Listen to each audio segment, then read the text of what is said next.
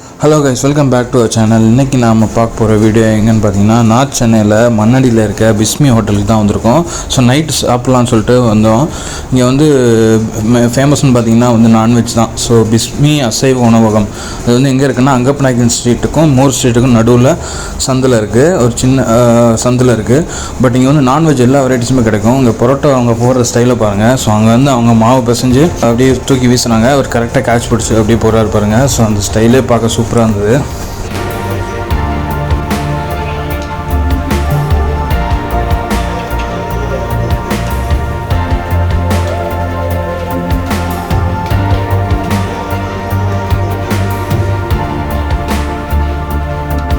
So நம்ம ஹோட்டலுக்குள்ளே settle ஆச்சு. So நமக்கு தட்டு வச்சுட்டாங்க. இங்கே தட்டு வைப்பாங்க, நம்ம வீட்டில் வைக்கிற மாதிரி தட்டு வச்சுருவாங்க. ஸோ நான் ஆர்டர் பண்ண கோதுமை பரோட்டா, ஒரு 2 கோதுமை பரோட்டா, அப்புறம் கூட மட்டன் சால்னா கொடுத்துருவாங்க. ஸோ இது எப்போ வந்தாலும் எல்லாமே கொடுப்பாங்க. சின்ன ஒரு கிண்ணத்தில் வைப்பாங்க. நம்ம எவ்வளோ கேட்டாலும் அவங்க ஹெசிடேட் பண்ணாமல் கொடுப்பாங்க. ஸோ இதுதான் ஒரு கிட்டத்தட்ட 30-40 பேர் உட்காந்து சாப்பிட்ற மாதிரி டேபிள்ஸ் சேர்லாம் போட்டு வச்சுருக்காங்க. நம்ம அந்த கட்டியான சால்னா அப்படியே அந்த கோதுமை பரோட்டா பிச்சு போட்டு அப்படியே மேலே ஊற்றி ஊற வச்சிடலாம். கொஞ்ச நேரம் ஊற வச்சு சாப்பிட்டிங்கன்னா தான் பரோட்டா அந்த சால்னாவோட எசன்ஸ் நல்லா இறங்கி சூப்பராக இருக்கும். ஸோ கோதுமை பரோட்டா இவங்க நல்லா பெருசாகவே போடுவாங்க. ஸோ கிட்டத்தட்ட ஒரு பரோட்டாவே 15 ரூபா 20 ரூபா அந்த ரேஞ்சில் இருக்கும். பட் ஆனால் உங்களுக்கு டேஸ்ட் வேறு லெவலில் இருக்கும். ஸோ நார்மலாக வெளியில் வேறு கடையில் நீங்கள் சாப்பிட்றதுக்கும் இங்கே சாப்பிட்றதுக்கும் ஸ்பெஷாலிட்டி இந்த சால்னா தான். ஸோ இந்த சால்னாக்காண்டியே கண்டிப்பாக சாப்பிட்லாம். நீங்கள் எதுவுமே வாங்காமல் இந்த சால்னாவும் பரோட்டாவும் கூட சாப்பிட்டு போகலாம். பட் அங்கே நான்வெஜ் வேறு லெவலில் இருக்கும் கைஸ்.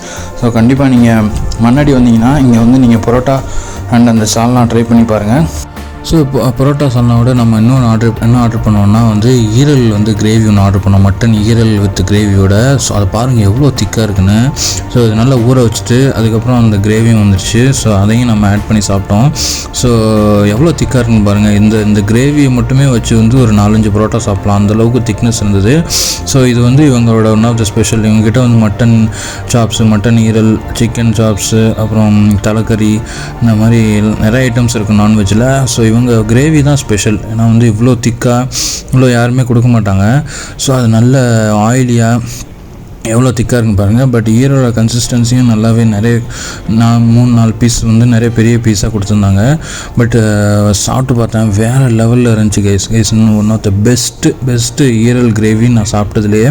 வேறு எங்கே சாப்பிட்டாலும் இந்த அளவுக்கு நான் டேஸ்ட்டாக சாப்பிட்டதில்லை. அந்தளவுக்கு சூப்பராக இருந்தது. அதோட திக்னஸும் சரி, அதில் உள்ள இஞ்சி பூண்டு அந்த காரம்.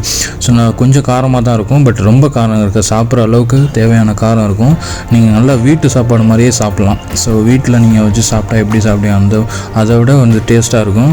ஸோ அந்த பரோட்டா சால்னாக்கும் அந்த இதுக்கும் வேறு லெவல் காம்போவாக இருந்தது. கண்டிப்பாக மண்ணடி சைடு வந்தீங்கன்னா இந்த காம்போ ட்ரை பண்ணுங்கள். அது கூட நான் ஒரு ஆம்லெட், 1 சைடு ஆம்லெட் ஆர்டர் பண்ணேன். ஸோ அது தம்பி பெப்பர்லாம் போட்டு நல்லா தந்தாப்பில். ஸோ மேலே நல்லாவே பெப்பர் போட சொன்னேன். ஸோ இதுவும் கூட சைட் டிஷ்ஷாக ஆட் பண்ணிக்கிட்டிங்கன்னா வேறு லெவலில் இருக்கும்.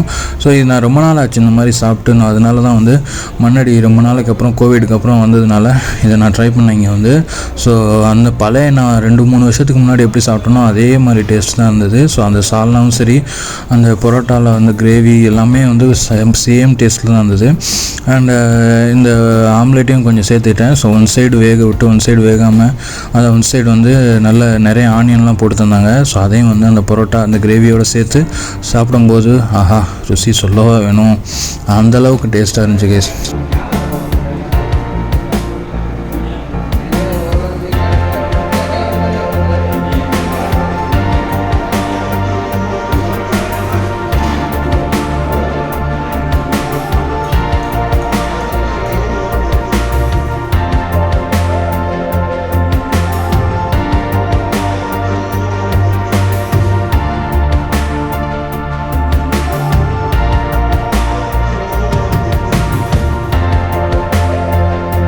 ஸோ அப்படியே நம்ம பரோட்டா ரசித்து சாப்பிட்டுட்டு இருந்தோம். So one of the best parotta with ஈரல் கிரேவி ஹேட்.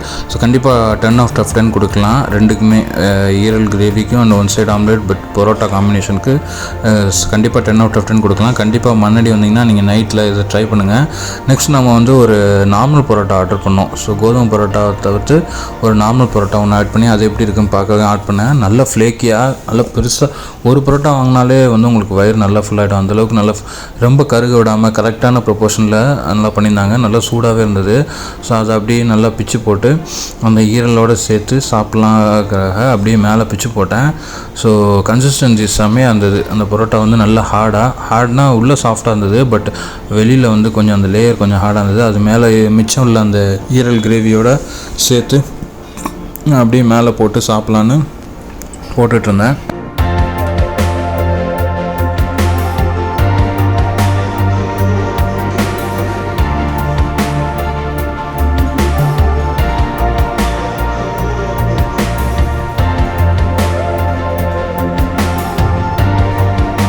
இந்த பரோட்டா கூடயும் வந்து காம்பினேஷன் வேறு லெவலில் இருந்தது. ஸோ நீங்கள் ரெண்டுமே ட்ரை பண்ணலாம். நார்மல் பரோட்டா அண்ட் கோதுமை பரோட்டாக்கு வந்து அந்த கோதுமை ஃப்ளேவர் சூப்பராக இருக்கும். உங்களுக்கு வந்து நார்மல் பரோட்டாவில் அந்த மைதாவோட அந்த எசன்ஸ் டேஸ்ட்டோட அந்த ஸ்மெல்லோட இந்த கிரேவி சேர்த்து சாப்பிட்டிங்கன்னா வேறு லெவலில் இருந்துச்சு. So had a great dinner.